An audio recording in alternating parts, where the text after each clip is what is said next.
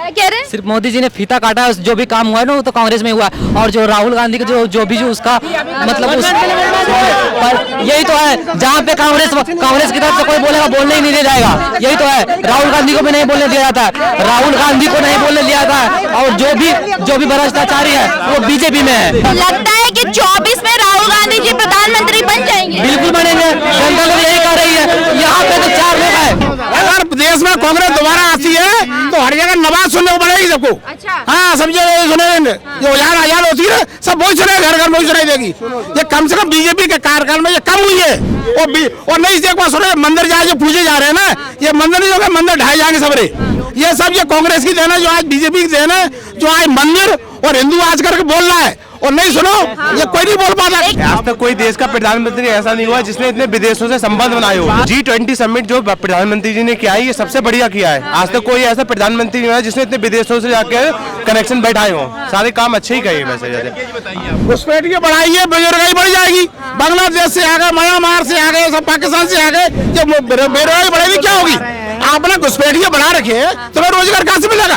तुम्हारा रोजगार रोनिया खा गए। हमारा देश आज जो प्रोग्रेस कर रहा है वो मोदी की वजह से ही कर रहा है। नहीं 10 साल पहले क्या था और आज क्या है? विदेशों में क्या चीज है, किसकी वैल्यू है? विदेशों में मोदी की वैसी वैल्यू है। नहीं कुत्ता जैसी नहीं बढ़ते तो कोई पूछता नहीं था भारत को। ऐसा क्या किया है मोदी जी ने? मोदी जी ने अपने आप को ताकत दिखाई है कि मैं पावरफुल हूँ। विदेशों में दिखाई है, देश में दिखाई है। और आज भारत के भारत के बॉर्डरों में जो मेरे ख्याल से विकास हो रहा है, ये मोदी की वजह से हो रहा है। लेकिन कहते हैं कि विकास तो कांग्रेस के टाइम पे हुआ। कुछ नहीं हुआ कांग्रेस टाइम में। कांग्रेस में भ्रष्टाचार कितने हुए? मोदी जी ने अकेले नहीं है, मोदी अकेले नहीं, मोदी जी ने हीरे निकाले हैं। ये एक बिजनेस में माहिर इनको निकाला, ये हाथ के हुनर है, ये बच्चे इंटेलिजेंट है, इनका टेक्नोलॉजी में ज्यादा है, उनको लिया है। मोदी ने अकेले नहीं करा, सब एक एक नौजवानों को, हिंदुस्तान के हर एक बंदे का, उसका हर एक बंदे का ना योगदान है हिंदुस्तान को बनाने के लिए। ठीक है, लेकिन कांग्रेस के टाइम में ऐसा नहीं था कि वो दूसरे पे डिपेंड रहते थे। केजरीवाल के लिए एक शब्द कहूंगा कि दिल्ली की जनता महामूर्ख क्या लालची है, इसलिए उन्होंने केजरीवाल को चुना है। नहीं, आगे की जनता है और देश की जनता ऐसी नहीं है। दिल्ली की जनता लालची है, उसे किराए का लालच चाहिए, उसे फ्री की बिजली चाहिए, फ्री की नल चाहिए, देश का उसको मतलब नहीं है उसे। और यहाँ की जनता ने उसे मूर्ख होकर सरदार बना दिया है। प्रधानमंत्री के आने के बाद टीम इतना थर्ड क्लास खेल रही है, ना बैटिंग लाइन ये वगैरह कुछ कर पा रहे हैं। तब उन्होंने कहा कि ऐसे मतलब अल्टीमेट हमारा दुर्भाग्य कैसे हो गया कि इस तरीके से मतलब तो मोदी जी के आने से दुर्भाग्य हो गया क्या? ये सब जनता कह रही है, हम नहीं कह रहे, जनता यही बोल रही है। अब ये जनता तो मना कर रही है। नहीं, कोई नहीं कह रहा, कोई जनता नहीं। खाली लैंग्वेज से जो लो किया है वो मोदी ने किया।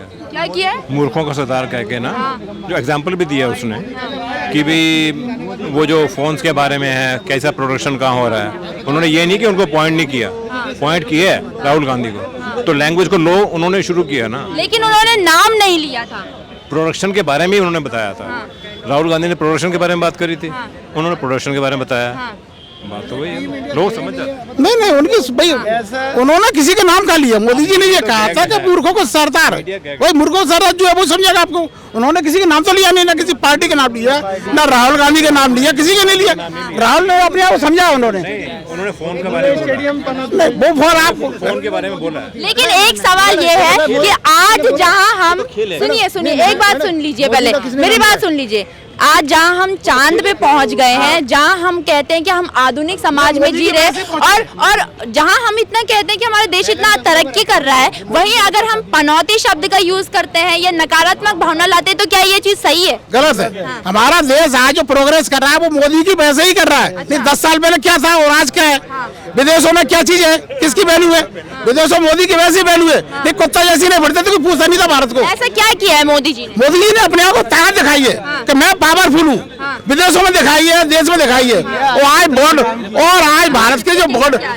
भारत के बॉर्डरों में जो मेरे ख्याल से विकास हो रहा है, ये मोदी की वजह से हो रहा है। ये बॉर्डर में जो विकास हो रहा है मोदी की वजह से हो रहा है। हर आदमी नहीं कर पा रहा, ना हर आदमी किसी हिम्मत। आज से अपन कितने प्रधानमंत्री देखे, 10-12 तो मैंने देख लीजिए। मैंने मनमोहन सिंह देखे, इंदिरा गांधी तक देखे। इंदिरा गांधी कार्यकाल ठीक था, लेकिन बाकी तो सब कुछ नहीं थे। लेकिन कहते हैं कि विकास तो कांग्रेस के टाइम पे हुआ। कुछ नहीं हुआ कांग्रेस टाइम में।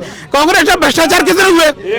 कांग्रेस श्रीमान जी ये बताइए, 1947 में जब देश आजाद हुआ, तो कौन सी प्रॉपर्टी मिली थी कांग्रेस को? कांग्रेस को नहीं चला दिया। अच्छा, जब उस समय अपने आप चला, जनता अपने आप चलाती, देश कांग्रेस नहीं चलाया। आज हम प्रोग्रेस कर रहे हैं, अपनी मेहनत पे कर रहे हैं। बताएंगे आज कर रहे हैं, ये कह रहे हैं, वो भी खड़ोगे, ये भी खड़ोगे मोदी जी को लेके, वो अपनी कांग्रेस को लेकर के। मोदी जी ने अकेले नहीं है, मोदी अकेले नहीं, मोदी जी ने कोनोर हीरे निकाले हैं। ये एक बिजनेस में माहिर इनको निकाला, ये हाथ के हुनर है, ये बच्चे इंटेलिजेंट है, ये इनका टेक्नोलॉजी में ज्यादा है, उनको लिया है। मोदी ने अकेले नहीं करा, सब एक एक नौजवानों को, हिंदुस्तान के हर एक बंदे का, उसका हर एक बंदे का ना योगदान है हिंदुस्तान को बनाने के लिए, ठीक है। लेकिन कांग्रेस के टाइम में ऐसा नहीं था कि वो दूसरे पे डिपेंड रहते थे। कांग्रेस ये भी तो कहती है कि हमारे टाइम पे सारे युवाओं के पास रोजगार था, सरकारी नौकरियां थी, महंगाई इतनी नहीं थी, सब कुछ तो देश में सही चल रहा था। रोजगार इनके समय उस टाइम जनसंख्या कितनी थी? ठीक है जी, उस टाइम जनसंख्या कितनी थी? कुछ भी नहीं।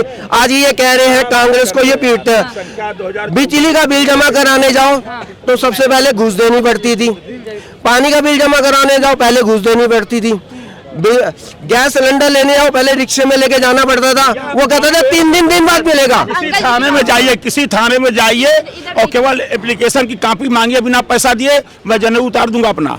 प्रैक्टिकल करो ना, किसी थाने में आज की तिथि में जाओ, और एक मिनट किसी थाने में आज की तिथि में जाओ, कोई कागज वहाँ बिना पैसे के निकाल लो। अब ये कह रहे हैं, ये किसी मंदिर में चले जाओ, किसी मंदिर में भी चले जाओ, प्रॉपर जो पूजा आती है वो कहीं मिलती है?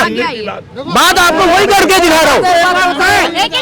बात कहना चाहता हूँ,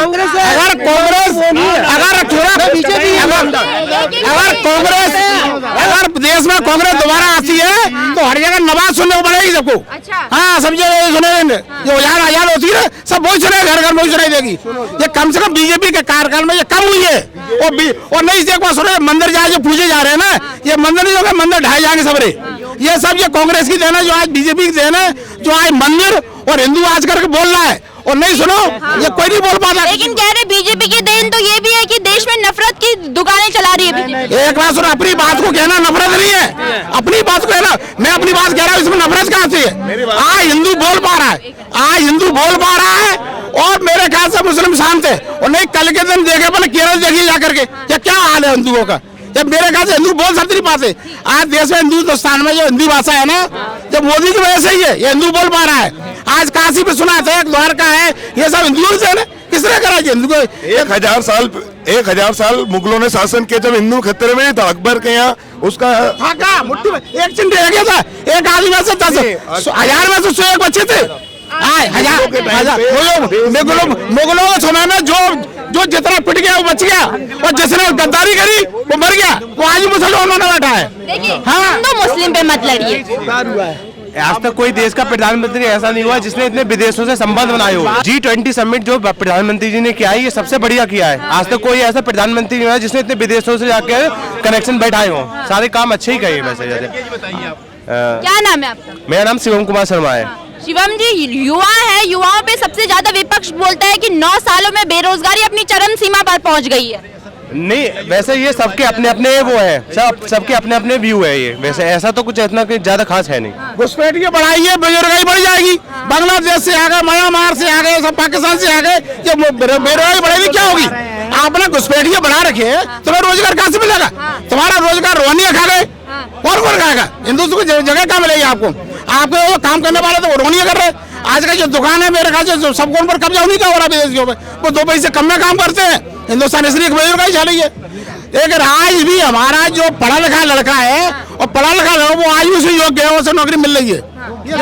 भ्रष्टाचार के बारे में मैं कहूँगा कि ऑनलाइन काम होने से काफी भ्रष्टाचार कम हुआ है। अच्छा। हाँ, और जो राशि स्कूलों की और जो बच्चों के लिए जाती थी, वो बहुत ज्यादा राशि प्राइवेट संस्थाओं में, और सभी प्राइवेट संस्थाओं में, मैं किसी एक व्यक्ति की बात नहीं करूंगा, एक उसकी जो कांग्रेस के शासनकाल में सबसे ज्यादा जाती थी, वो सारे बच्चे, मतलब जो बच्चे, एक बच्चा कम से कम 8 जगह दर्ज था। जब उसकी आईडी बनी और आज उसकी नेशनल आईडी बना के जो काम देश के लिए किया जा रहा है, वह हर बच्चे को, हर व्यक्ति को आइडेंटिफाई किया जा रहा है। उसके बाद बहुत सारा भ्रष्टाचार कम हुआ है, सारा वजीफा। तो कह रहे हैं कि भ्रष्टाचार कम हुआ है, लेकिन केजरीवाल जी का एक स्टेटमेंट आया था, उन्होंने कहा था मोदी जी आजाद भारत के सबसे ज्यादा भ्रष्टाचारी प्रधानमंत्री हैं। केजरीवाल जी के बारे में, भ्रष्टाचार के बारे में कौन नहीं जानता है? उनका भ्रष्टाचार तो सामने दिखाई दे रहा है। अभी कितने लोग चले गए हैं और कितने और जाने वाले हैं, कितने पुलों में कितने अरबों का उन्होंने घोटाला किया है। बाकी जब तक लोग जनता नहीं जानती तब तक ये कहती है कि हाँ केजरीवाल जी सही है। जब उसको आरटीआई के तहत ली गई उसकी सूचना के अधिकार तहत जानकारी, तब लोगों को पता लग रहा है कि ये भी उसी श्रेणी में आते हैं, ये भी उसी श्रेणी में आते हैं। केजरीवाल के लिए एक शब्द कहूंगा कि दिल्ली की जनता महामूर्ख है, लालची है, इसलिए उन्होंने केजरीवाल को चुना है। नहीं, आगे की जनता है और देश की जनता ऐसी नहीं है। दिल्ली की जनता लालची है, उसे किराए का लालच चाहिए, उसे फ्री की बिजली चाहिए, फ्री की नल चाहिए, देश का उसको मतलब नहीं है उसे। और यहाँ की जनता ने उसे मूर्ख होकर सरदार बना दिया है। दिल्ली की जनता महामूर्ख है, मैं तो दिल्ली की जनता मूर्ख मान के चलता हूँ, जिनने केजरीवाल जैसा नेता चुना। अभी केजरीवाल जी का एक और बयान आया था, कह रहे थे सबको जेल भेजने की तैयारी में बीजेपी सरकार। अभी ममता बनर्जी की भी बारी है और हेमंत सोरेन जी की बारी है, सबकी बारी है। मैडम भ्रष्टाचार करोगे तो जेल ही जाओगे, भ्रष्टाचार करोगे भ्रष्टाचार करोगे जेल ही जाओगे। मेरे ख्याल से भ्रष्टाचार सिसोदिया जी कह रहे थे, मैंने भ्रष्टाचार नहीं किया है। 100 करोड़ का भ्रष्टाचार। अगर मोदी जी भ्रष्ट होते तो उनको देश की जो जनता है उन्होंने दोबारा चुन के उनको मतलब प्रधानमंत्री बनाया और अब की बार भी आने वाले हैं। तो अगर अरविंद केजरीवाल जी भ्रष्टाचारी होते तो क्यों दिल्ली की जनता उनको दोबारा बना के मुख्यमंत्री चुनती? मोदी जी तो देश के प्रधानमंत्री है, पीएम है, और ये तो सिर्फ दिल्ली के सीएम है। और रही बात अगर ऐसा होता तो मोदी जी क्यों आते दोबारा? मोदी जी तभी तो दोबारा आए जब उनका कोई भ्रष्टाचारी वो है ही नहीं। अगर भ्रष्टाचार उनके उसमें होता तो उनको कोई मतलब चुनता ही नहीं। लेकिन कह रहे हैं कि मोदी जी सिर्फ नाम से है, सरकार तो अडानी जी चला रहे हैं। कांग्रेस ने आज से पहले क्या मतलब कोई ऐसा काम किया है जिससे मतलब बीजेपी को मतलब ये कहे कि बीजेपी ने ये नहीं किया वो नहीं किया? क्या किया है कांग्रेस ने? क्या किया है बीजेपी ने? आप ये बताइए। बीजेपी ने बहुत कुछ किया। क्या नहीं किया है बीजेपी ने? क्या किया 9 सालों में? क्या किया है 9 सालों में? क्या किया है? एक तो देश के अंदर इतने रोड बनाए हैं, इतने कॉलेज बनाए हैं, बहुत कुछ किया है। क्या नहीं किया है बताइए? क्या कह रहे हैं? सिर्फ मोदी जी ने फीता काटा है, जो भी काम हुआ है ना वो तो कांग्रेस में हुआ है। और जो राहुल गांधी का जो भी उसका मतलब पर यही तो है, जहाँ पे कांग्रेस की तरफ से कोई बोलेगा बोलने ही नहीं दिया जाएगा। यही तो है, राहुल गांधी को भी नहीं बोलने दिया जाता है, राहुल गांधी को नहीं बोलने दिया जाता है। और जो भी भ्रष्टाचारी है वो बीजेपी में है। भ्रष्टाचारी जितने भी है ना वो बीजेपी में है। 2024 में बता देगी जनता, 2024 में जनता बता देगी। समझ 2 झंडे लहराते थे उस जगह पे, आज के डेट में एक झंडा हमारा लहराता है, तिरंगा लहराता है। 2 झंडे लगाते थे उस जगह पे, 2 झंडे। ये इनसे ये पूछा जाए 370 अब तक क्यों नहीं कर दिया था? तुमने तो सपोर्ट किया है उसको।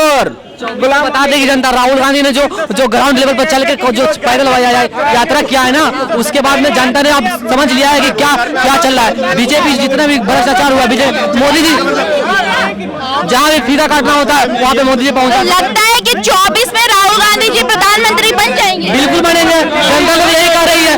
यहाँ पे तो 4 लोग है, यहाँ पे बनने लायक है। आने वाला टाइम बताएगा। राहुल जी को इनसे ये पूछा जाए बनने लायक है? टाइम बताएगा भाई साहब।